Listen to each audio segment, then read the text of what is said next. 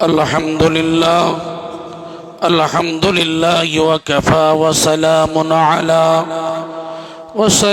على عباده الذين اصطفى أما بعد فأعوذ بالله من الشيطان الرجيم بسم الله الرحمن الرحيم إنما المؤمنون الذين إذا ذكر الله وجلت قلوبهم وإذا تليت عليهم آياته زادتهم إيمانا وعلى ربهم يتوكلون. وقال النبي صلى الله تعالى عليه وسلم عن ابن عباس حسبنا الله ونعم الوكيل قالها إبراهيم عليه السلام حين ألقي في النار. وقال الله تعالى في كلامه المجيد والفرقانه الحميد إن الله وملائكته يصلون على النبي يا أيها الذين آمنوا صلوا عليه وسلموا تسليما. اللهم صل وسلم وبارك على عبدك ورسولك الكريم رحمة للعالمين شافي المذنبين سيدنا مولانا ونبينا محمد وعلى آله وأهل بيته وأولاده وذريته وأزواجه وصحابه وأوليائه وأمته أجمعين كما صليت وسلمت وباركت ورحمت على سيدنا إبراهيم وعلى آل سيدنا إبراهيم وإنك حميد مجيد. معزز محترم আমার মুর্শিদ ও উলামায়ে হাক্কানি দূর দূরান্ত থেকে আগত আমার পীর ভাইগণ, মহান রব্বুল আলামিনের দরবারে অসংখ্য শুকরিয়া যে আল্লাহ পাক রব্বুল আলামিন আমাদেরকে পবিত্র সালানা মজলিসে এই প্রার্থনা সভাতে আসার এবং বসার তৌফিক দিয়েছেন। প্রত্যেকেই শুকরিয়া আদায় করি, বলি আলহামদুলিল্লাহ। সেই মহামানব রসুল পাক সাল্লাল্লাহু আলাইহি ওয়াসাল্লামের দরবারে প্রত্যেকের কোটি কোটি দরুদ ও সালাম বর্ষিত হোক। প্রত্যেকেই বলি আল্লাহুম্মা আমিন, আল্লাহুম্মা আমিন। ভাই আমার, কোরআনে কারীম থেকে সূরা আনফালের 2 নম্বর আয়াতে কারিমা আপনাদের সম্মুখে পাঠ করেছি। আল্লাহ যদি কিছু বলিয়ে নেন তবেই সম্ভব, নিজের কোনো যোগ্যতা নাই, ক্ষমতাও নাই। আর কামেল মুর্শিদের দোয়া যদি থাকে, নেক নজর যদি থাকে, তাহলে 2-4 কথা বলবো। তবে এর মধ্যে যদি কোনো ভুল ভ্রান্তি হয় আল্লাহর ওয়াস্তে ক্ষমা করবেন। আল্লাহ পাক রব্বুল আলামিন এই তাওয়াক্কুল বা আল্লাহর উপরে ভরসা করা, নির্ভর করা, এটা একটা গুরুত্বপূর্ণ বিষয়। আমরা জানি যে একজন মুমিনের গুণ এটাই থাকা উচিত। মুমিনের গুণ হবে যে আল্লাহর প্রতি ভরসা রাখা। এই আল্লাহর প্রতি যদি ভরসা না রাখতে পারি তাহলে আমরা যে মুমিন, আল্লাহর প্রতি যে বিশ্বাস,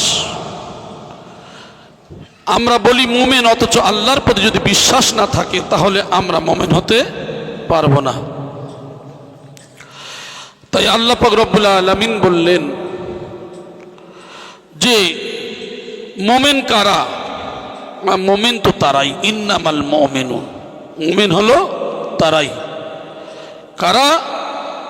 আল্লাযীনা ইযা যুকিরাল্লাহ, আল্লাযীনা যারা, ইযা যুকিরাল্লাহ আল্লাহর স্মরণে, আল্লাহর ধ্যানে, ওয়াজিলাত কুলুবুহুম তাদের অন্তরে কম্পন শুরু হয়ে যায়। মুমিনদের কি হয়, অন্তরে কম্পন শুরু হয়ে যায়। ওয়া ইদা তুলিয়াত আলাইহিম আয়াতুহু, আর যখন আমার আয়াতসমূহকে পাঠ করা হয়, যাদাতুহুম ঈমানা, তাদের ঈমানটা আরো বেড়ে যায়। জোরে বলি সুবহানাল্লাহ। আর ওয়া আলা রাব্বিহিম ইয়াতাওয়াক্কালুন, আর এদের ভরসা কার উপরে থাকে? আল্লাহর উপরে থাকে। জোরে বলি সুবহানাল্লাহ। তাহলে আমরা যারা এখানে এসেছি, ঘর বাড়ি বিবি বাচ্চা ছেড়ে এখানে এসেছি, আমরা একমাত্র আমাদের গুনার পাহাড় নিয়ে আমরা এই মসজিদের দরবারে এসেছি। এই দরবারে আসার পরে এই সময়টাকে আমাদের কি করতে হবে? এই আল্লাহর জন্য ব্যয় করতে হবে। আল্লাহর জন্য ব্যয় করে এই 10টা দিন আমরা কি নিয়ে যাব? গুনার যে পাহাড় নিয়ে এসেছি, এই গুনাহকে এখান থেকে, গুনার বোঝাকে নামিয়ে দিয়ে আমরা যেন এখান থেকে, যেমন একটা বাচ্চা মায়ের পেট থেকে জন্ম নিলে যেমন মাসুম হয়ে যায়, ঠিক তদ্রূপ আমরা আশা করব আল্লাহ পাক রব্বুল আলামিন এই কোরআনী, এই নুরানি, এই রহমানি মজলিস থেকে আমাদের জীবনের সগীরা কবিরা গুনাহগুলোকে আল্লাহ যেন ক্ষমা করে দেন। আমরা এখানে এসেছি, আমরা ফলো করব যে আল্লাহর হুকুম কি আছে, রাসূলুল্লাহ সাল্লাল্লাহু আলাইহি সাল্লামের তরিকা কি আছে। আর পরস্পরা এই শুভমুক্তি আজানগাছি রহমাতুল্লাহ দরবার অনেকে এসেছেন, দেখার জন্য এসেছেন। অনেক নতুন মানুষ এসেছেন যারা দেখার জন্য যে আজানগাছি রহমাতুল্লাহ দরবারটা কি আছে। আমরা যে এখানে এসেছি ফলো করব আল্লাহ রাসূল সাল্লাল্লাহু আলাইহি সাল্লাম যে দ্বীনের দাওয়াত দিয়েছেন, তিনি যে দ্বীনের দাওয়াত দিয়েছেন শুধু একটা সিলসিলা বা একটা জাতিকে তিনি দ্বীনের দাওয়াত দেন নাই। আল্লাহ পাক রব্বুল আলামিন আল্লাহ রাসূল সাল্লাল্লাহু আলাইহি সাল্লামকে পাঠিয়েছেন গোটা বিশ্বের জন্য, কুল কায়নাতের জন্য। জোরে বলি সুবহানাল্লাহ। আল্লাহ পাক রব্বুল আলামিন বললেন, ওয়ামা আরসালনাকা ইল্লা রাহমাতাল লিল আলামিন। আয় আমার হাবিব, আমি তোমাকে প্রেরণ করলাম গোটা বিশ্বের জন্য করুণাময় করে, গোটা বিশ্বের জন্য দয়াময় করে, গোটা বিশ্বের জন্য রহমত স্বরূপ করে। একবার জোরে বলি সুবহানাল্লাহ। তারপরে আল্লাহ পাক রব্বুল আলামিন আল্লাহর নবীকে আল্লাহর নবীকে কিছু দায়িত্ব দিলেন। হে রাসূল, কেমন করে তুমি বিশ্বের মানবদিগকে দাওয়াত দেবে, বিশ্বের মানবদিগকে সত্যের দিকে ডাকবে, সেও শিক্ষা দিলেন। জানিয়ে দেওয়া হলো, উদউ ইলা সাবিলি রাব্বিকা বিল হিকমা ওয়াল মাউইযাতিল হাসানা ওয়াজাদিলহুম বিল্লাতী হিয়া আহসান। উদউ, তোমরা ডাকো, ইলা সাবিলি রাব্বিকা, তোমার স্রষ্টার দিকে, তোমার রবের দিকে ডাকো। কেমন করে ডাকবে? ওয়াল হিকমা, হিকমতের সঙ্গে, ওয়াল মাউইযাতিল হাসানা, উত্তম উপদেশ দিয়ে, ওয়াজাদিলহুম বিল্লাতী হিয়া আহসান, এবং উত্তম যুক্তি তর্ক দিয়ে। জোরে বলি সুবহানাল্লাহ। তাহলে আল্লাহ শিখিয়ে দিলেন কিভাবে ডাকবে, ভালোবাসার সঙ্গে, উদারতার সঙ্গে, যুক্তির সাথে। তো আল্লাহ পাক রব্বুল আলামিন সেও শিখিয়ে দিলেন। আল্লাহ রাসূল সাল্লাল্লাহু আলাইহি সাল্লামকে যে পাঠালেন, কাদের জন্য পাঠালেন?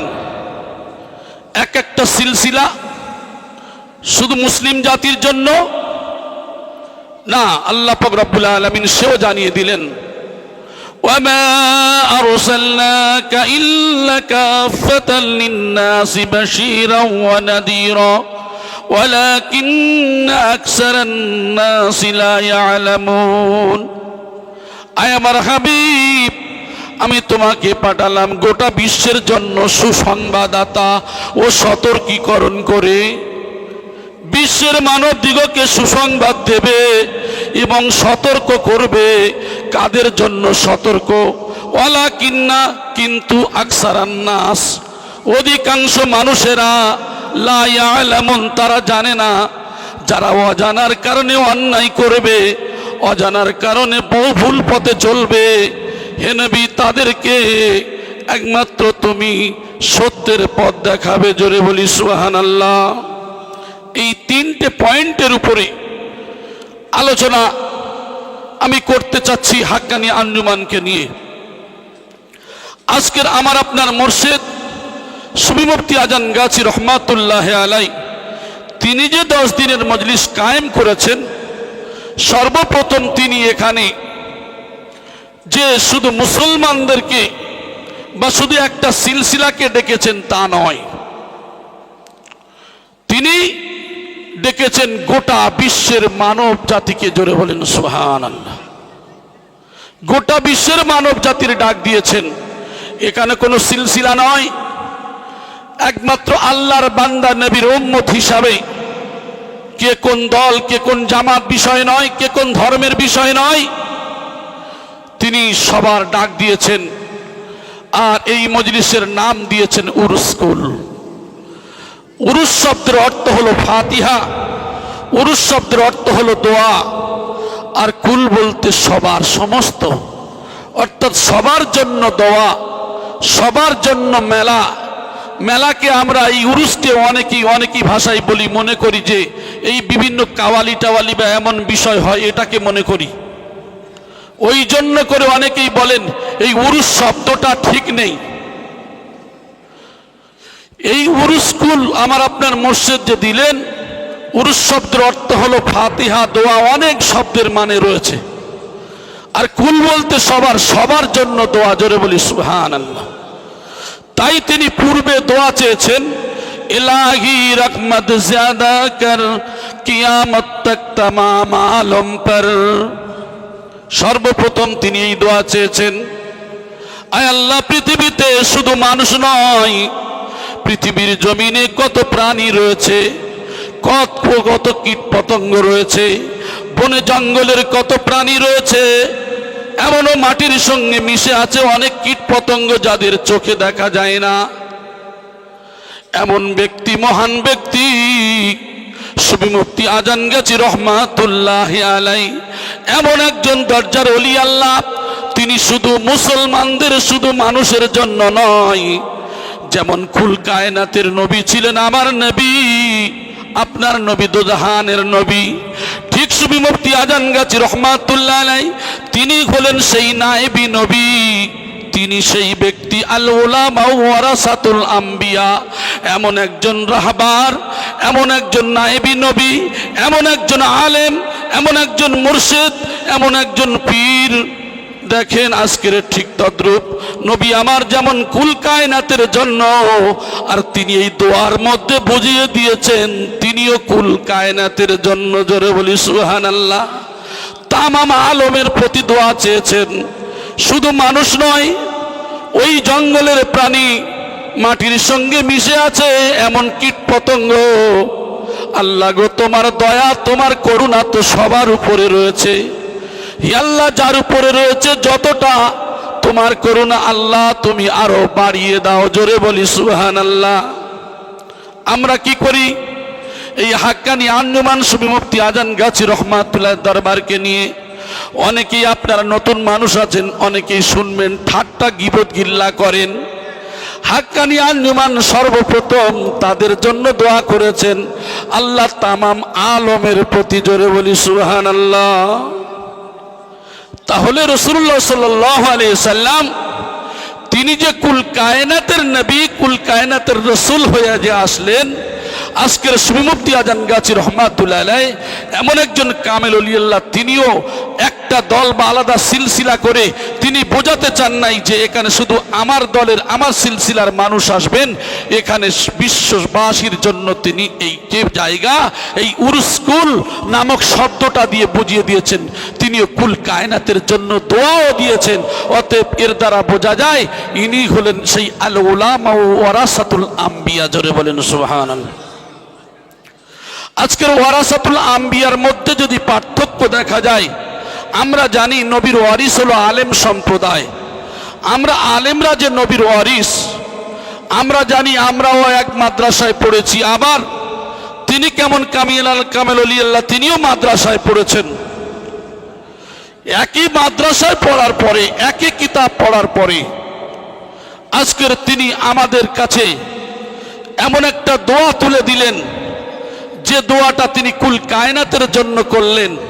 আর আমরা সেই ব্যক্তির উপরে আমরা বিভিন্ন ইলজাম লাগাই, বিভিন্নভাবে গীবত গিল্লা করি যে আজানগাছির দল হলো বিদআতি দল, নাউজুবিল্লাহ। কিন্তু সুফি মুফতি আজানগাছি রহমাতুল্লাহ দুঃখ পান না। এর জন্য কি করেন? আমরা জানি আমাদের যদি কেউ গালি দেয় আমরা তাকে গালি দিয়ে দিই, আমাদের যদি কেউ আঘাত করে আমরা আঘাত করি। আর সেই রাসূলুল্লাহ সাল্লাল্লাহু আলাইহি ওয়াসাল্লামের তরিকা অনুযায়ী আল্লাহর নবীর দরবারে একজন অবিশ্বাসী আসলেন। যে ব্যক্তি আসার পরে আল্লাহ রাসূল সাল্লাল্লাহু আলাইহি সাল্লাম তার বসার জায়গাও দিলেন, তার সঙ্গে কথোপকথন করলেন হাসি মুখে, আবার বিদায়ও দিলেন। আল্লাহ রাসূল সাল্লাল্লাহু আলাইহি সাল্লাম যখন ওই ব্যক্তি চলে গেল, এমন সময় উম্মাহাতুল মুমিনিন হযরতে আয়েশা সিদ্দিকা রাদিয়াল্লাহু তাআলা আনহা আল্লাহর নবীকে বলছেন, হে রাসূল, যে হলো ইসলামের শত্রু, যে হলো আপনার শত্রু, আপনি তার বসার জায়গাও করে দিলেন, তার সঙ্গে আপনি মিষ্ট ভাষা দিয়ে কথাও বললেন, আবার তার বিদায়ও করে দিলেন হাসি মুখে। আল্লাহ রাসূল সাল্লাল্লাহু আলাইহি সাল্লাম বললেন, আয়েশা, তুমি আমার কোন দিন দেখলে আমি অশ্লীল ভাষী ছিলাম? আমার আদর্শ ছিল কঠোর। কোন দিন দেখলে আমি রাসূল? আমার আল্লাহ তো আমাকে কোমল ও নরম করে বানিয়েছেন। জোরে বলি সুবহানাল্লাহ।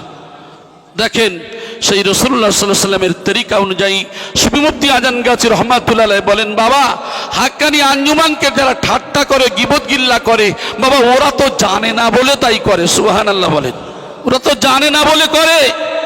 হাক্কানি আঞ্জুমানের আলেমরা যদি এমন মজলিসে দাঁড়িয়ে কোন দল কোন সিলসিলার বিরুদ্ধে কথা বলে, এমন হাত বাঁধা রয়েছে যে আপনার জবানে যা আসবে বলতে পারবেন না। এই সমস্ত আলেমরা যদি এমন কোন বিরুদ্ধে বলে কোরআন হাদিস ছাড়া, তাহলে সর্বপ্রথম তাকে সাসপেন্ড করিয়ে বসিয়ে দেওয়া হয়। জি, এমন একটা দরবার যে রাসূলুল্লাহ সাল্লাল্লাহু আলাইহি সাল্লামের জামানায় সাহাবায়ে কেরাম রাদিয়াল্লাহু তাআলা আনহুম আজমাইন আল্লাহর রাসূলের কাছে যখন কোনো আলোচনায় বসতেন, যখন কিছু হতো, তখন আল্লাহ রাসূল সাল্লাল্লাহু আলাইহি সাল্লামের কাছে সমাধান নেওয়ার জন্য বলতেন। আর আল্লাহর নবী যেটা বলতেন সাহাবায়ে কেরামরা মেনে নিতেন। ঠিক সেই তরিকা সুফি মুফতি আজানগাছি রহমাতুল্লাহ দরবারে জি বলে দিচ্ছেন, এমন হ্যান্ডেল ধরে রেখেছেন যে মুখে যা আসবে তা বলতে পারবে না। তবে এই হাক্কানি আঞ্জুমানের বিরুদ্ধে যদি কেউ কথা বলে, তোমার উত্তম আদর্শ হবে সেই রাসূলের আদর্শ। অতএব আল্লাহর নবী যেভাবে বসার জায়গা করে দিয়েছেন, তার সঙ্গে হাসি মুখে কথা বলেছেন, তাকে বিদায় দিয়েছেন, আর হাক্কানি আঞ্জুমান দোয়া চাইছেন, এলাহি রহমত জিয়াদা কর তামাম আলমের প্রতি। জোরে বলেন সুবহানাল্লাহ। এই হলো হাক্কানি আঞ্জুমানের আদর্শ। তারপরেও এই যে মজলিস কায়েম করা হয়েছে, এখানে বিভিন্ন মানুষ আপনারা দেখছেন। এখানে যে তাবারুকের ব্যবস্থা করা হয়েছে, তাবারুকটা হলো খুবই সামান্য একটা নগণ্য, যেমন এই তাবারুকটা বলেন সিম্পল একটা তাবারুক, যার মধ্যে অনেকেই মনে করেন যে আপনাদের এই তাবারুক কেন এই যে শুধু নিরামিষই করা হয়। অনেকেই অনেক কথা আমরা মনে করি। আসলে সুফি মুফতি আজানগাছি রহমাতুল্লাহ আলাইহি কেমন ওলি আল্লাহ ছিলেন আমি এটা বোঝাতে চাচ্ছি। যেমন এই কোরআনে কারীম নাজিল করেছেন আল্লাহ সুবহানাহু ওয়া তাআলা, শুধু এই মুসলমানদের জন্য নয়, কোরআন নাজিল করেছেন গোটা বিশ্বের জন্য। জোরে বলেন সুবহানাল্লাহ। আল্লাহ রাসূল সাল্লাল্লাহু আলাইহি সাল্লামকে যে পাঠানো হলো, আল্লাহর নবী সাল্লাল্লাহু আলাইহি সাল্লাম যে আসলেন, শুধু এই একটা দল একটা সিলসিলার জন্য নয়, আল্লাহ নবী সাল্লাল্লাহু আলাইহি সাল্লামকে পাঠালো সেও গোটা বিশ্বের জন্য, কুল কায়নাতের জন্য। জোরে বলি সুবহানাল্লাহ। সুফি মুফতি আজানগাছি রহমাতুল্লাহ আলাইহি এটা বোঝাতে চাইলেন যে আমি হলাম সেই মাওলানা, সেই মুফতি, আমি হলাম সেই ওয়ারাসাতুল আম্বিয়া। আমি আজকের এই যে ডাক দিয়েছি গোটা বিশ্বের, শুধু মুসলিম নয়, সমস্ত জাতি ধর্ম বর্ণ নির্বিশেষে এই প্রার্থনা সভাতে ডাক দিয়েছি। অতএব এখানে সমস্ত ধর্মের মানুষেরা আসবে, আসার পরেই কোরআনের তাবাররুক তারা নেবে, হাদিসের তাবাররুক তারা নেবে। খাওয়ার সময় যেন না বঞ্চিত হয়ে যায়, এই জন্য করে এমন একটা নিরামিষের ব্যবস্থা করেছেন যেখানে সবাই বসে যেন কাঁধে কাঁধ মিলিয়ে গায়ে গা পায়ে পা মিলিয়ে যেন তারা বসে খেতে পারে। জোরে বলেন সুবহানাল্লাহ। আজকের দেখেন শফি মুফতি আজান গাজী রহমাতুল্লাহ আলাইহি সেই রসুলের তরিকা অনুযায়ী সেই পদ্ধতিতে সেই নিয়মে চলছে কিনা। আজকের কতটা সবর যে মানুষ অনেকেই ঠাট্টা গীবত গিল্লা করে, হাক্কানি আঞ্জুমান তাদের জন্য দোয়া করতে থাকে। সুবহানাল্লাহ। আল্লাহ রসুল সাল্লাল্লাহু আলাইহি সাল্লাম যেভাবে হিকমতের সঙ্গে দাওয়াত দিয়েছেন, কিন্তু আল্লাহর নবী সাল্লাল্লাহু আলাইহি সাল্লাম মারও খেয়েছেন। আপনারা তো শুনেছেন আলেমদের কাছে রক্ত ঝরেছে শরীর থেকে। তায়েফের ময়দানে আল্লাহর রসুলের চেহারা মোবারক থেকে এত রক্ত ঝরেছে যে রক্তের কারণে রক্তাক্ত শরীরে এমনকি পায়ের জুতা পর্যন্ত পায়ের সঙ্গে চিপকে গিয়েছে, শরীরের পোশাক পর্যন্ত জুব্বা মোবারক পর্যন্ত লেগে গিয়েছে। সেই রসুল সাল্লাল্লাহু আলাইহি সাল্লামকে যখন বলা হলো, ইয়া রাসূলুল্লাহ, আপনি যদি অনুমতি দেন তাহলে এদেরকে ধ্বংস করে দেব। আল্লাহর নবী বললেন, আজকের যদি আমি এদেরকে ধ্বংস করে দেওয়ার কথা বলি, তোমরা ধ্বংস করে দেবে, আমি রসুল কাদের কাছে দ্বীনের দাওয়াত নিয়ে যাব? আল্লাহ রসুল সাল্লাল্লাহু আলাইহি সাল্লাম তাদের জন্য দোয়া করলেন। সুবহানাল্লাহ। তাদের জন্য দোয়া করলেন। হাক্কানি আঞ্জুমান আজকের দেখেন সেই নিয়মিত আপনারা শুনেছেন শফি মুফতি আজান গাজী রহমাতুল্লাহ আলাইহি সর্বপ্রথমেই দ্বীনের দাওয়াত দেওয়ার জন্য সর্বপ্রথম তিনি যখন এই হাক্কানি আঞ্জুমান স্থাপন করার মনস্থ করলেন, এমন ব্যক্তি যারা এই যে শফি মুফতি আজান গাজী রহমাতুল্লাহকে কটাক্ষ করে ঠিক ওই রূপ আঘাত করেছিলেন। আঘাত করার পরে তিনি কি করলেন, শরীরের রক্ত ঝরছে, নামাজ হালতে সালাম ফিরানোর পরে আল্লাহর দরবারে হাত উঠিয়ে বলছে, আল্লাহ ওরা তো জানে না বোঝে না, আল্লাহ ওদেরকে ক্ষমা করে দেন। সুবহানাল্লাহ। ওদেরকে ক্ষমা করে দেন। এই মহৎ আদর্শ আসলে আল্লাহর মেহবুব যারা হয়ে যায়, আল্লাহর প্রিয় পাত্র যারা হয়ে যায়, তারা এই সমস্ত তারা ক্ষমা করেন। আজকের একই রক্ত মাংসের মানুষ আমরা কিন্তু কি করি, আমরা মানুষকে ক্ষমা করি না।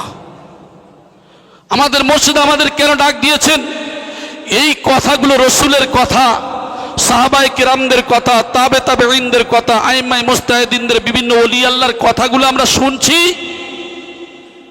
আমরা শুনে আমরা কি করব? আমরা শুনছি হয়তো চোখের পানি ঝরাচ্ছি না, এই শোনার পরে পরে আমাদের কি করতে হবে, সেগুলো জীবনে আমল করতে হবে। যে না, একজন রসুলের আদর্শ যদি এমন হয়, শত্রুকে যদি এমনভাবে বরণ করে নিতে পারে, আমার আপনার মুর্শিদ যদি শত্রুকে এমন করে বরণ করে নিতে পারে, তাহলে আমরা তার মুরিদ হিসাবে আমাদের কি করতে হবে, তাদেরকে মহাব্বতের সঙ্গে ভালোবাসার সঙ্গে, আমাদের শত্রু হলেও আমাদের শত্রু একজনই, তিনি হলেন ইবলিস ছাড়া আর কেউ নয়। আমাদের ভাই, পাড়া প্রতিবেশী, আত্মীয় স্বজন, পীর ভাই যাই হোক না কেন, মনে করতে হবে যদিও ভুল হয়ে যায় কিন্তু ভুলটাকে ক্ষমা করা, এটাই সব থেকে বড় আমাদের আদর্শ থাকা উচিত।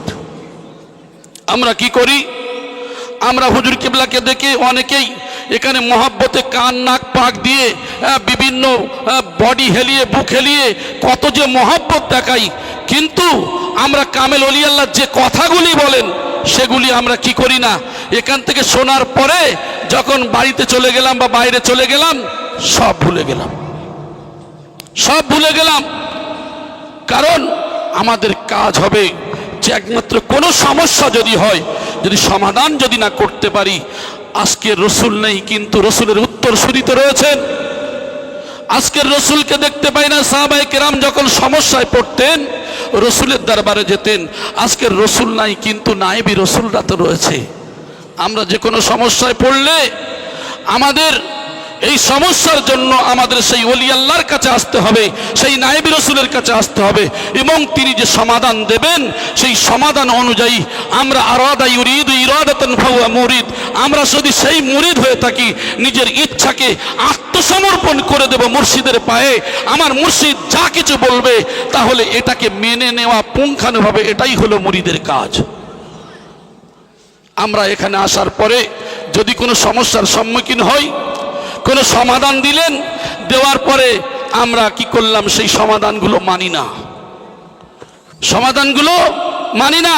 কিন্তু আপনি যদি মেনে নিতে পারেন, বাহ্যিক দিক থেকে মনে করছেন আপনার ক্ষতি, কারণ আপনি এটা মনে করছেন, আর আপনি যদি শোনেন আর মানেন, মানতেই পারেন, তাহলে এটা বিশ্বাস রাখবেন আল্লাহ সুবহানাহু ওয়া তাআলা হয়তো আপনার মনে হচ্ছে, কিন্তু কোনো দিক থেকে না কোনো দিকে আপনার ইনশাআল্লাহ, এটা আমরা আশা করি নিশ্চয়ই আল্লাহ সুবহানাহু ওয়া তাআলা তার মধ্যে কিছু ভালো রেখে দিয়েছেন। সুবহানাল্লাহ। তবে মেনে নেওয়া এটা বড় কঠিন।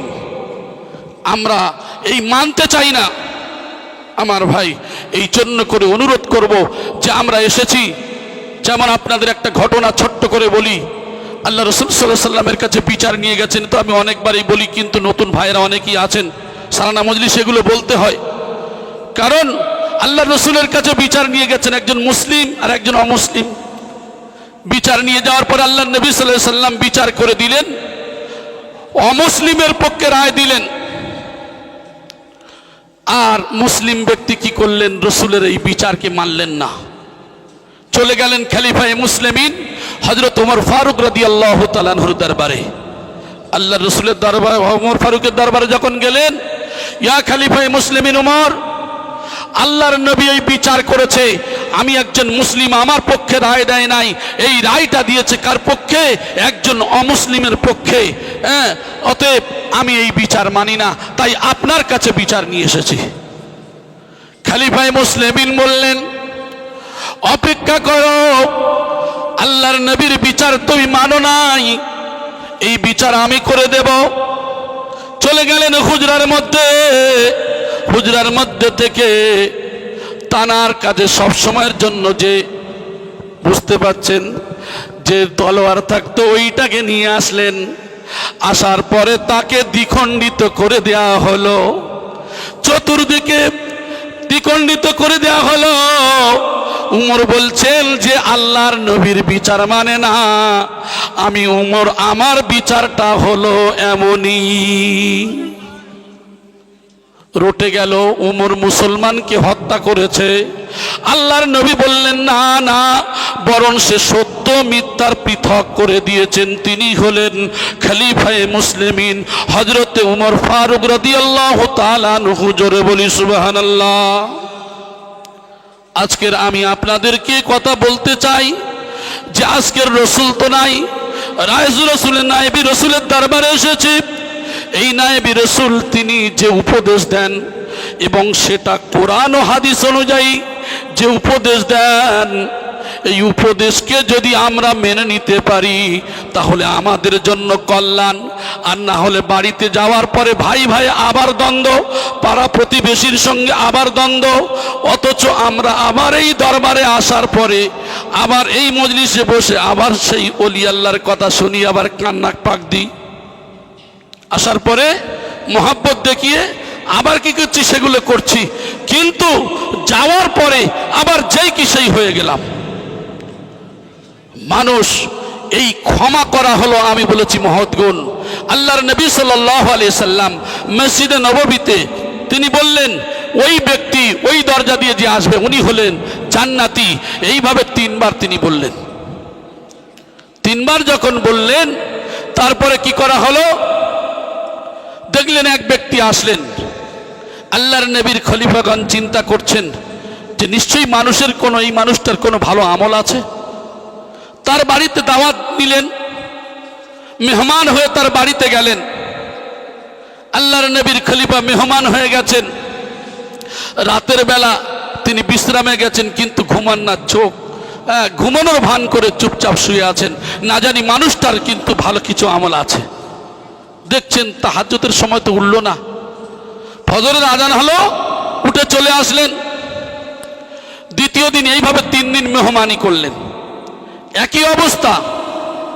তখন তাকে বললেন যে ভাই, আমি আপনার বাড়িতে 3 দিন তো মেহমান হলাম, আপনি কোন কারণে এমন কি আমল করেছেন যে আল্লাহ রাসূল সাল্লাল্লাহু আলাইহি ওয়াসাল্লাম আপনাকে 3 দিন জান্নাতি বলে আখ্যা দিয়েছেন? ওই ব্যক্তি বললেন যে আমি তো তেমন কিছু আমল করি না, তবে আমি এই আমলটা আমার জীবনে করি। আমি সারাদিন যাই কিছু করি, কিন্তু রাতের বেলা বিছানায় শোয়ার সময় আমি এটাই করি যে হে আল্লাহ, আমার কাছে যারা যে কোনো অন্যায় করেছে আল্লাহ আমি তাদেরকে ক্ষমা করে দিলাম। তাহলে ক্ষমা করাটা কত মহৎ গুণ, যার সম্পর্কে রসুল বলেছেন, আল্লাহ নবী সাল্লাল্লাহু আলাইহি ওয়াসাল্লাম বলেছেন ওই ব্যক্তি জান্নাতি। জোরে বলি সুবহানাল্লাহ। তাহলে আল্লাহর রসুল যদি এই কথা বলে থাকেন, তাহলে আমাদের এই হাদিসটাকে আমাদের তো আমল করা উচিত। এটা তো সেই কথাটা আমার আপনার মুর্শিদ বলেছেন, এই কথাটাই আমার আপনার মুর্শিদ বলেছেন যে বাবা, মানুষ যদি ভুল করে ক্ষমা করে দেবে, ক্ষমা করাটাই হলো মহৎ গুণ। আমরা তো মানুষকে ক্ষমা করি না, মানুষ মারা যাওয়ার পূর্ব পর্যন্ত ক্ষমা চায়ও না, আর মানুষ ক্ষমা করেও না। কিন্তু মানুষ যখন মারা যায়, আমাদের সমাজে আমরা দেখতে পাই খাটিয়ার কাছে দাঁড়িয়ে আমরা লম্বা চওড়া 10 মিনিট 15 মিনিট আধ ঘন্টা বক্তৃতা দিই, কুল্লু নাফসিন যায়িকাতুল মাউত। এই বলতে বলতে এখন কি করলাম যে ক্ষমা চেয়ে নাও। আমরা বলছি আমাদের বাপ, আমার পিতা যে এতদিন আপনাদের চলাফেরাতে যদি কোনো কষ্ট দিয়ে থাকে, আর যদি কোনো ঋণ লেনদেন করে থাকে, আমাদেরকে বলবেন। আর এই যে কোনো ব্যবহারে যদি খারাপ করে থাকে ক্ষমা চাই। কি করেন? ক্ষমা চান। আচ্ছা বলেন তো দেখি, আমি যে মানুষটার কাছে ভুল করেছি, অন্যায় করেছি, এটা আমি জানি না কথা বলেন? আমরা তো জানি। হে মানুষ, আমি আপনাদেরকে এটাই বলতে চাচ্ছি, আমার কামেল মুর্শিদ আমাদেরকে ডাক দিয়েছেন, এই হাদিস এই কোরআনগুলোকে আমাদের কাছে কিছু অজানা রয়ে গেছে, কারণ এর শিক্ষার কোনো শেষ নেই। আমাদের পরিবর্তন আনতে হবে যে আমি যে ভুল করেছি, আমি জানি মানুষটার কাছে ভুল করেছি, আমার মরণ কখন আসবে বলে আসবে না। অতএব এই মুহূর্তে এই সময় যে আমি বাড়িতে গিয়ে ক্ষমা চাইবো, অমুক সময় ক্ষমা চাইবো, 1 বছর পরে চাইবো, কি করে দেখি? তুমি কিসের গ্যারান্টি নিতে চাচ্ছ? হে মানুষ, তোমার তো মৃত্যু এখনই তো হয়ে যেতে পারে। তোমার মৃত্যু লা ইস্তাখিরুনা সাআতাও ওয়া লা ইস্তাকদিমুন। মৃত্যুর সময় যখন এসে যাবে, 1 সেকেন্ড সময় তো তুমি যদি চাও পাবে না। তাহলে তুমি কি করে মনে করো যে আমি আধ ঘন্টা পরে চাইবো, 1 ঘন্টা পরে চাইবো? তোমার অন্যায় হয়েছে, কি করবে? তুমি সঙ্গে সঙ্গে ক্ষমা চেয়ে নাও। বরং এই ক্ষমা যে তুমি চেয়ে নিয়েছো, তুমি সব থেকে বড় দরজা পৌঁছে গিয়েছো। জোরে বলেন সুবহানাল্লাহ। আমরা অনেকেই মনে করি ঝগড়া করে মারামারি করলে, আমরা মনে করি যদি কোনো মানুষকে আমরা মেরে ফেলে দিই বা তাকে হারিয়ে দিলাম, এটাই মনে করি তার হার। আর আমি কি করি? আমি জিতে গেলাম। না, বরং ইসলামের যে নিয়ম নীতি রয়েছে একটু ভেবে দেখেন। হুজুর কিবলা তো বারবার প্রায় রবিবারই তো এই কথা বলেন যে বাবা, তোমার যদি দাঁড়ানো অবস্থায় রাগ হয়ে যায়, তুমি বসে পড়ো, আর বসা অবস্থা যদি রাগ হয় শুয়ে পড়ো, আর নালি উজু সেরে নাও। এই কথা বলেন কেন? আসলে তিনি তো তার জবান দিয়ে যে কথা বলেন তো হাদিসের কথা। আল্লাহ রাসূল সাল্লাল্লাহু আলাইহি ওয়াসাল্লাম তো হাদিসে বলেছেন এই কথাগুলি। তাহলে এই কথাগুলো তো কামেল মুর্শিদরা বলছেন। আজকে আমাদের যদি মনে হয় যে এই পরিস্থিতির মধ্যে দিয়ে যে আমরা লোককে মেরে যদি ফেলে দিই বা করে দিই, তাহলে আমরা মনে হয় বিজয় লাভ করলাম না, বরং আমরা হেরে গেলাম। যদি কোনো মানুষ ঝগড়াতে হেরে যায়, বিবাদে, অশ্লীল ভাষাতে, সে যদি সেখান থেকে প্রত্যাবর্তন করে, সে যদি বসে পড়ে, সে যদি শুয়ে পড়ে, সে যদি উজু সেরে নেয়, 2 রাকাত নফল নামাজে দাঁড়িয়ে যায়, তাহলে ওই ব্যক্তি সে কি করলো? বিজয় লাভ করলো। জোরে বলেন সুবহানাল্লাহ। আমাদের ক্ষমতার দাপট দেখায়, ক্ষমতার দাপট টিকবে না। পৃথিবীতে আপনার আমার একদিন চলে যেতে হবে। তাই আমরা ফলো করি যদি যে আমাদের কামেল ওলি আল্লাহ, আজকের দেখেন আমাদের ইমতিয়াজ সাহেব তো একটা কথা বলছিলেন যে আজকে কেমন ওলি আল্লাহ, যে ওলি আল্লাহর বেশভূষা তো আপনারা দেখেন, আমাদের বেশভূষা কত ভালো। জি, বেশভূষা কত ভালো। আমরা একটু বিভিন্ন বেশভূষা ধরতেও ভালো লাগে, কিন্তু আমাদের মুর্শিদকে দেখেন যে কাপড়টা পরে আছে, তার মধ্যে ছেঁড়া তালিও আছে, ছেঁড়া তালিও রয়েছে।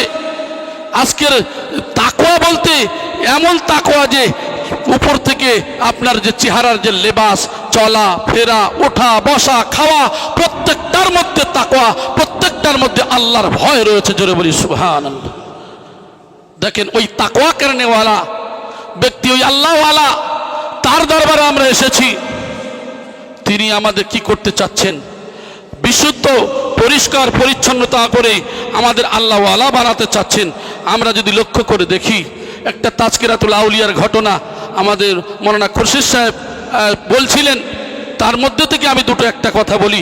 হযরত জুনায়েদ বাগদাদী রহমাতুল্লাহ আলাইহি, ইনি ঘরের কোণে একদিন বসে আছেন। একজন ডাকাত, সে ডাকাতি করতে এসেছেন, মানে চুরি করতে এসেছেন। চোর চুরি করতে এসেছে, এই যে শীত কেটেছে, শীত কাটা বোঝেন তো, মানে দেয়াল কেটে সেখান থেকে ঢুকে চুরি করবে। যে কোনো দেয়াল হতে পারে, যে কোনো আটক করা যে কোনো বস্তু হতে পারে। তো ঢুকেছেন চুরি করতে। জুনায়েদ বাগদাদী রহমাতুল্লাহ আলাইহি ঘরের কোণে বসা।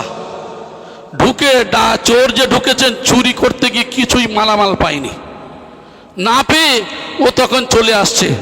জুনায়েদ বাগদাদী রহমাতুল্লাহ তাকিয়ে তাকিয়ে দেখছেন, দেখে বলছে, বাবা একটু দাঁড়াও, কই তুমি চুরি করতে এসে কিছু নিয়ে গেলে না বাবা? তখন বলছে, স্বাভাবিক একটু থতমত খেয়ে গেছে, মানে ভয় পেয়ে গেছে, জানে তো ওর মধ্যে গলতে গেলে তো সময় লাগবে। তাহলে তারপর বললেন, জি না, আমি পাইনি, আসলে কিছু নেই। বলছে, বাবা তুমি দাঁড়াও। তিনি কি করলেন? চলে গেলেন ওই ঘরের মধ্যে, চলে গেলেন কামরার মধ্যে। হুজরাত থেকে তিনি একটা মাটির পাত্র নিয়ে এসে তার হাতে দিচ্ছেন, বাবা এটা নাও।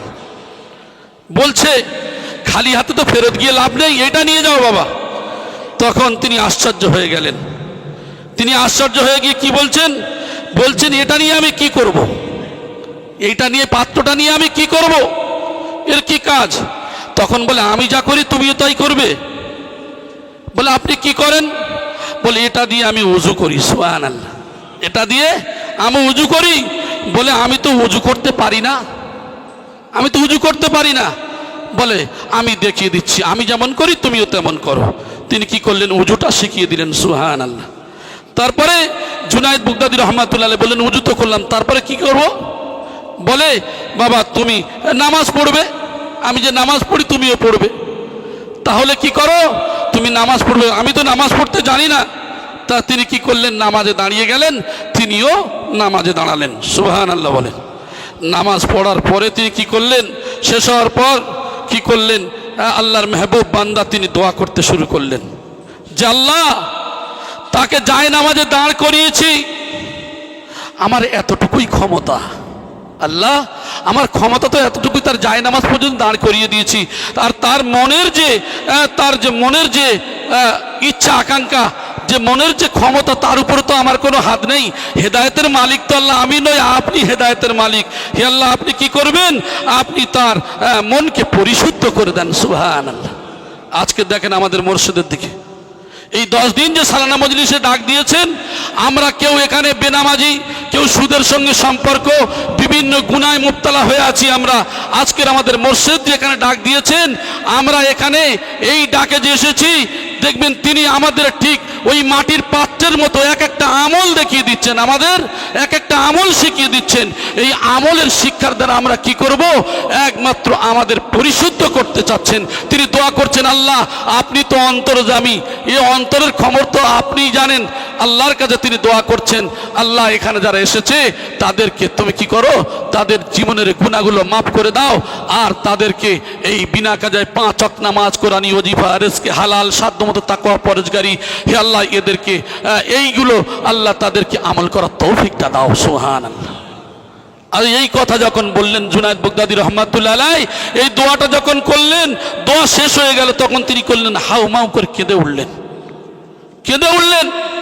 ওই চোর যখন কেঁদে উঠলেন, তখন তিনি জানেন যে আমি তো সারা জীবন ভুল করেছি, কিন্তু এই কান্নার কারণে আল্লাহ পাক রব্বুল আলামিন তার জীবনের গুনাহগুলো মাফ করে দিয়েছেন। সুবহানাল্লাহ।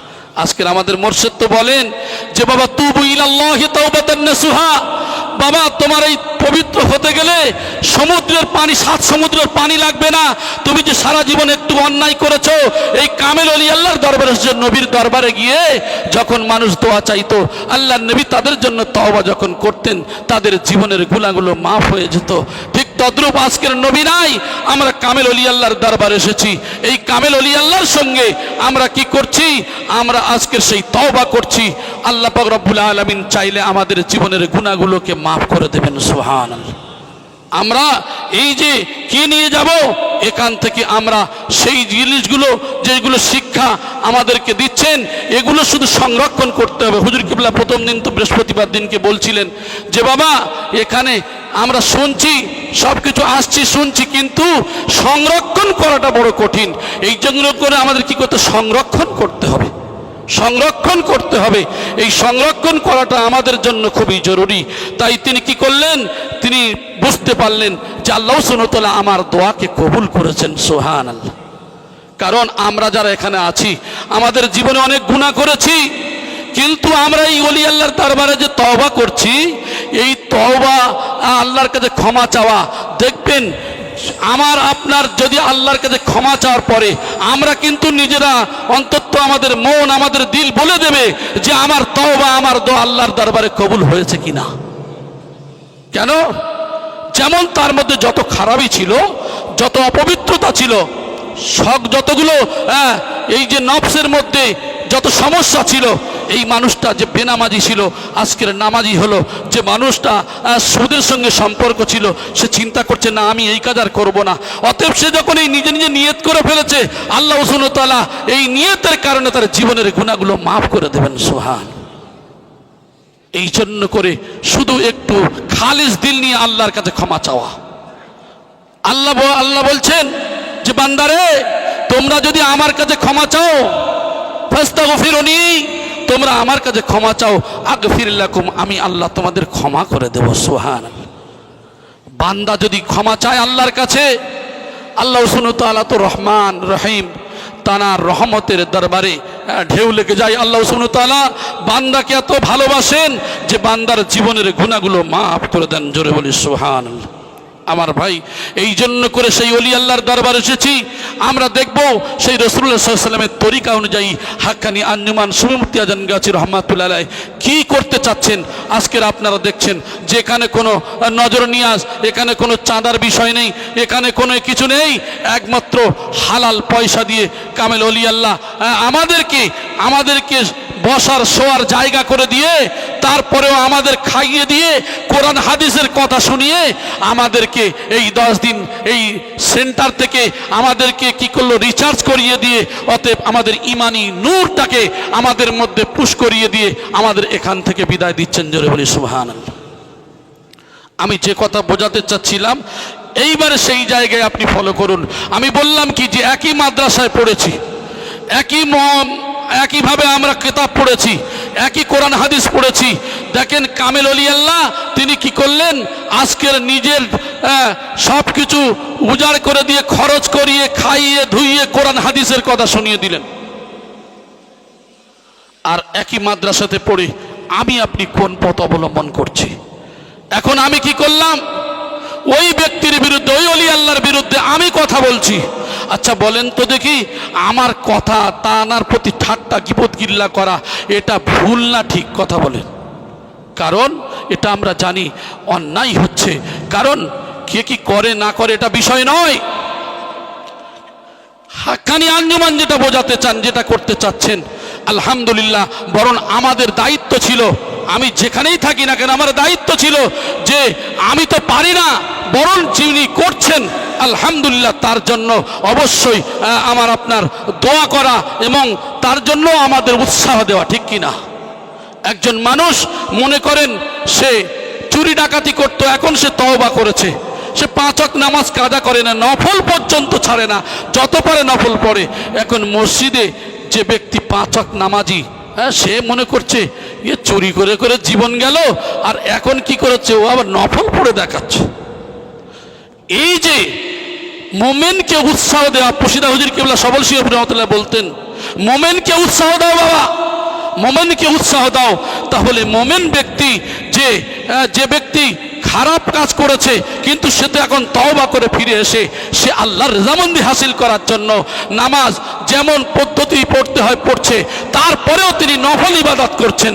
কিন্তু আমার দায়িত্ব ছিল, আমি পারি না, বরং যে ভাই পড়ছে তাকে উৎসাহ দেওয়া। আলহামদুলিল্লাহ, আপনি যে কাজ করছেন আরো বেশি বেশি করুন। সেটা বলি না, বরং আমরা তাকে নিয়ে জল্পনা কল্পনা করছি, ও চুরি করতো, ডাকাতি করতো, অমুক ব্যক্তি ছিল, এখন সে এই কাজ করছে। না, এটা বলা যাবে না, এটা বলা যাবে না। বা অনেক ভাইকে নিয়ে কোনো ভুল করলো, তার সেটাকে নিয়ে আমরা বিভিন্ন গল্প গুজব বিভিন্ন কাজ করলাম। আমরা দেখেছি তার জীবনের ওই কাজটা খারাপ, ওই কাজটা গুনার কাজ, কিন্তু ওই মানুষটা কখন নিজে তওবা করে নিয়েছে এটা তো আমি আপনি জানি না, আমি আপনি জানি না। অতএব ওই ব্যক্তি যে তওবা করে নিয়েছে তার তওবাটা আমি দেখতে পাইনি, বরং আমি আপনি যে কথাগুলো আলোচনা করলাম, যে কথাগুলো বললাম, এগুলো কি হয়ে গেল, বরং গীবত করে ফেললাম, গীবত করে ফেললাম।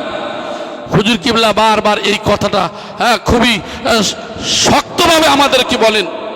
আমাদের তো মানুষ, শয়তান আমাদের ওয়াসওয়াসা দিয়ে গুনাহ করিয়ে দেয়, এই সমালোচনাটা আমাদের দ্বারা বেশি হয়ে যায়। সমালোচনা কেমন, যে কোনো মানুষের বিরুদ্ধে মনে করুন আমি কোনো আলোচনা করলাম, সে মানুষটার পিছনে অনেক কথা বললাম, এই বলাটা যদি সত্য হয় পিছনে বললে আমাদের কি হয়ে যায়, গীবত হয়ে যায়। আর যদি সত্যিকারের সেই কাজ না করে তাহলে তাকে অপবাদ দেওয়া হয়, হাদিসের ভাষায় অপবাদ দেওয়া। তাহলে এটা আমাদের দ্বারা কম বেশি, আল্লাহ আমাদের সবার মাফ করুন, কারণ আমরা চলতে ফিরতে উঠতে বসতে আমাদের দ্বারা এগুলো হয়ে যায়। আসলে এগুলি শয়তানি ওয়াসওয়াসা। শয়তান, ইন্না শাইতানা লিল ইনসানি আদুউম মুবিন, শয়তান যে মুমিনের প্রকাশ্য শত্রু। অতএব এই শয়তান কি করছে, আমাদের শিরায় শিরায় উপশিরায় সব জায়গায় চেষ্টা করছে এদের কিভাবে ঈমানকে ধ্বংস করে দেওয়া যায়, সেই প্রচেষ্টা করছে। আসলে আমাদের সেই দিকে লক্ষ্য করতে হবে। এই প্রচেষ্টা থেকে আমাদেরকে আল্লাহ যেন, এই সমস্ত খারাপি থেকে আল্লাহ যেন আমাদের হিফাজত করেন, বলি আমিন। আল্লাহ যেন আমাদের প্রত্যেকের ঈমান হালতে প্রত্যেকটা মানুষকে যেন নিজের ভাই মনে করে, ইবলিস ছাড়া আমরা যেন প্রত্যেকেই প্রত্যেকের সঙ্গে মহব্বত রাখতে পারি। আল্লাহ যেন সেই তৌফিক দান করেন, আমিন। এই যে শিক্ষা আমার আপনার মুর্শিদ দিচ্ছেন, সাহাবায়ে কেরাম রাদিয়াল্লাহু তাআলা আনহুম আজমাইন যারা ছিলেন, তাদের মধ্যে যে একতা, যে ভালোবাসা, আজকের হাক্কানি আঞ্জুমানের এই সমস্ত মুরিদ মুতাকিন যারা আছেন, আসলে আমাদেরও সেই কাজ করতে হবে, ওই সাহাবায়ে কেরামদের মতো মহব্বত ভালোবাসা রাখা। আমরা কেউ ছোট নয়, কেউ বড় নয়, আমরা কেউ ছোট নয়, কেউ বড় নয়। আমাদের কাজ হবে, যদি কোনো ভাই ভুল করেন সেই ভুলটাকে, মনে করুন আমি যদি কোনো ভুল বলি, তাহলে আপনি যদি পার্সোনালভাবে আমাকে বলেন, আর আমি দুঃখ নিই, হবে না, বরং আমাকে যদি বলেন পার্সোনালভাবে যে ভাই আপনার একটা ভুল হয়েছে, তাহলে আমি সেটাকে শোনার পরে অবশ্যই আমার কি করতে হবে, নিজের ভাই এবং নিজের বন্ধু মনে করতে হবে যে আমার ভুলটা সে ধরিয়ে দিয়েছেন, আর নিজেকে সেখান থেকে কি করতে হবে, নিজের ইসলাহ করতে হবে। অতএব নিজেকে পরিবর্তন করতে হবে যে আমি ভুল করেছি, আল্লাহ আমাকে ক্ষমা করুন। তাহলে এই হলো একজন মোমেনের কাজ, এটাই হওয়া দরকার। এখন আমি আপনি কি করলাম, যদি আমার ভুল হয় আপনি বললেন, বরং আমি রেগে গিয়ে আপনার দু চার কথা শুনিয়ে দিলাম, এটা ইসলামের নিয়ম নীতি নয়। আমাদের কাজ হবে, এখানে আমরা সবাই একমাত্র মুর্শিদের দরবারে এসেছি, আমরা সবাই হলাম তানার মুরিদ, অতএব আমরা হলাম পীর ভাই। আমাদের এখানে একটাই কাজ হবে, নিজের ভাই ভাইয়ের মতো ভ্রাতৃত্ববোধ রেখে একে অপরের সঙ্গে চলাফেরা করা, একে অপরের সঙ্গে চলাফেরা করা, একে অপরের সঙ্গে মহব্বত ভালোবাসা রাখা, এটাই হবে আমাদের মুখ্য উদ্দেশ্য। আমরা দেখি আমাদের মুর্শিদ জানার শরীরের যে পোশাক আমি বলেছি, সব কিছু তাকওয়ার সঙ্গে চলছে, জোরে বলেন সুবহানাল্লাহ। আমাদের মুর্শিদ যে তাকওয়ার সঙ্গে চলছেন, পোশাক থেকে নিয়ে চলা বলা ওঠা বসা সব কিছু যে তাকওয়ার সঙ্গে চলছেন, তো আমাদের মুর্শিদকে দেখে আমরা কি শিখবো? আমাদের তো সেই শিক্ষার দরকার। তাহলে আমাদের সেই রূপ তাকওয়া করতে হবে, সেই রূপ তাকওয়াবান হতে হবে। এই জন্য তো আমাদের মুর্শিদের দরবারে আসা। এখন আমরা আসার পরে যদি মনে করি আমাদের জীবনে কোনো চেঞ্জ হবে না, যা আছে ওই রূপ থাকবে, তাহলে জীবনে ওই পুশিদা হুজুর কেবলা সবল সিংহ রহমতুল্লাহ একটা কথা বলতেন যে বাবা, একটা মানুষ 33 বছর ধরে আসলো, সে কি করলো, তার জীবনে কোনো পরিবর্তন নাই। আর একটা মানুষ আসলো, সে কিছু মুহূর্ত বসলো, সূচ হয়ে ঢুকলো আর ফাল হয়ে বেরিয়ে গেল, জোরে বলেন সুবহানাল্লাহ। এই কামেল ওলি আল্লাহর দরবার, এখানে একটা মানুষ সে আসবে, তার নিয়তের পরে যখন বসবে, তার চেঞ্জ করার নিয়তে যখন বসবে, হেদায়েতের নিয়ত নিয়ে যখন বসবে, আল্লাহ সুবহানাহু ওয়া তাআলা তার হেদায়েতের মালা পরিয়ে দিয়ে এই যে কি করবে, তার মর্যাদা আরো বাড়িয়ে দেবে। জোরে বলেন সুবহানাল্লাহ। আল্লাহ পাক রব্বুল আলামিন যেন আমাদের মধ্যে থেকে হিংসা বিদ্বেষকে দূরীভূত করে দেন, একে অপরের মধ্যে মহাব্বত ভালোবাসা, সাহাবায়ে কেরাম রাদিয়াল্লাহু তাআলা আনহুম আজমাইনদের যে ভালোবাসা, আল্লাহ পাক রব্বুল আলামিন আমাদের পীর ভাইদের সবাইয়ের মধ্যে ওই রূপ ভালোবাসা আল্লাহ যেন পয়দা করে দেন। বলি আমিন সুম্মা আমিন।